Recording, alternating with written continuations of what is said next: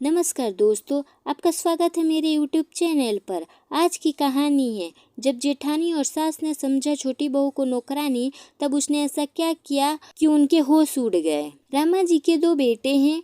बड़ा बेटा merchant navy में है और छोटा बेटा क्लर्क है अपने ही शहर में। दोनों की शादी हो चुकी है। काजल उनकी बड़ी बहू जो टीचर है और पूजा छोटी बहू है जो घर पर ही रहती है और उसे पूरे दिन घर के कामों से फुर्सत नहीं मिलती, क्योंकि जेठानी काजल तो सुबह सुबह स्कूल के लिए निकलती है और आते आते शाम ही हो जाती है। वैसे तो काजल को कुछ ज़्यादा परेशानी नहीं थी, लेकिन रामा जी की एक बात उन्हें बहुत खलती है, क्योंकि रामा जी हमेशा हर निर्णय में उसकी जेठानी काजल को ही पूछती है, जबकि घर के काम काज के लिए उन्हें हमेशा पूजा ही दिखती है। तभी एक दिन सास कहती है, बड़ी बहू सुनती हो, आज तुम्हारी छुट्टी है तो क्यों ना बाजार चले। दूर की रिश्तेदारी में मेरी एक बहन की बेटी की शादी है। कल उसका फ़ोन आया था, सभी को आमंत्रित किया है और उसने कहा है अपनी दोनों बहुओं को भी साथ लेकर आना, तो क्यों ना तुम दोनों के लिए साड़ियाँ ले आए। ठीक है माँ जी, थोड़ी देर में चलते हैं।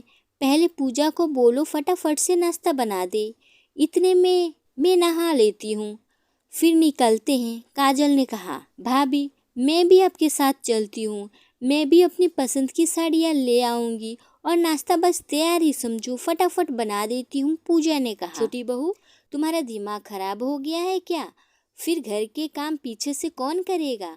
कपड़े भी बहुत सारे पड़े हैं धोने के लिए, और वैसे भी बड़ी बहू की पसंद अच्छी है, चिंता मत करो, तुम्हें साड़ी पसंद आएगी। रामा जी ने मुँह बनाते हुए कहा। पूजा सोचने लगी, जेठानी जी जरूर माँ जी से कहेगी कि पूजा को साथ ले चलते हैं, काम हम दोनों मिलकर बाद में कर लेंगे। पूजा ने जेठानी जी की मुंह की ओर देखते हुए सोचा, लेकिन जेठानी जी ने पूजा के अनुमान के विपरीत रामा जी की हाँ में हाँ मिलाई और पूजा से कहने लगी, माँ जी सही कह रही है पूजा, हम आते आते शाम हो जाएगी और घर के सब काम रह जाएंगे। जेठानी जी ने तपाक से जवाब दिया।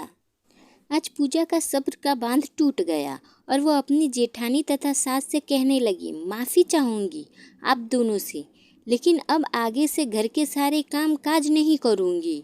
मैं कोई नौकरानी नहीं हूँ इस घर की, जो आगे आगे आप लोगों के काम करती रहूं और आपके इशारों पर नाचती रहूं, जबकि आप मुझे अपने साथ कहीं भी जाना भी नहीं जरूरी समझते। क्या मेरी पसंद कोई मायने नहीं रखती आप लोगों के लिए? तो ठीक है, आगे से घर सबका तो काम भी सबका, मैं सिर्फ अपने ही कपड़े धोऊंगी। आपको जाना है तो जाइए, लेकिन आगे से मुझसे कोई उम्मीद मत रखना। मैं कमाती नहीं हूँ, इसका मतलब थोड़ी है मेरी कोई वैल्यू ही नहीं है, जबकि आप लोगों को तो मेरा शुक्रिया अदा करना चाहिए। मैं पूरे दिन घर संभालती हूँ और आप लोग बेफिक्र होकर रहते हैं। गृहिणी का कीमत तो बहुत अनमोल है और इसका पता आप लोगों को जल्द ही चल जाएगा। ज़्यादा बड़बड़ करने की ज़रूरत नहीं है छोटी बहू। बड़ी बहू काजल तो कमाती है, तुम तो घर पर ही रहती हो, फिर घर के काम भी तुम ही करनी पड़ेगी ना। रामा जी चिल्लाई।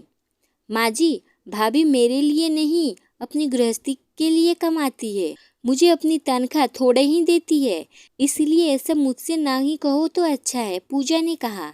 जेठानी जी भी पूजा की बातें सुनकर हक्की बक्की सी रह गई और बोलने को लिए उन्हें शब्द ही नहीं मिल रहे थे। पूजा को अपने फैसले पर गर्व था, क्योंकि अब वह घर के काम का सारा बोझ अपने सर नहीं लेती। घर के कामों का बंटवारा हो गया था। सुबह का खाना पूजा और शाम का खाना काजल बनाने लगी। अब तो काजल खाना बनाने में ही हांफने लगी और बड़बड़ करती रहती। पूजा ने आज उनका एहसास दिला दिया था कि गृहिणी का सम्मान करना कितना जरूरी है, क्योंकि घर की धुरी होती है एक कुशल गृहिणी, उसके बिना घर चलाना खाड़े की धार है। पूजा का फैसला आप सबको कैसा लगा, मुझे अपनी राय कमेंट बॉक्स में जरूर दीजिएगा। कहानी पसंद आए तो लाइक सब्सक्राइब कर दीजिएगा। Thank you for watching video. मिलते हैं अगली कहानी में।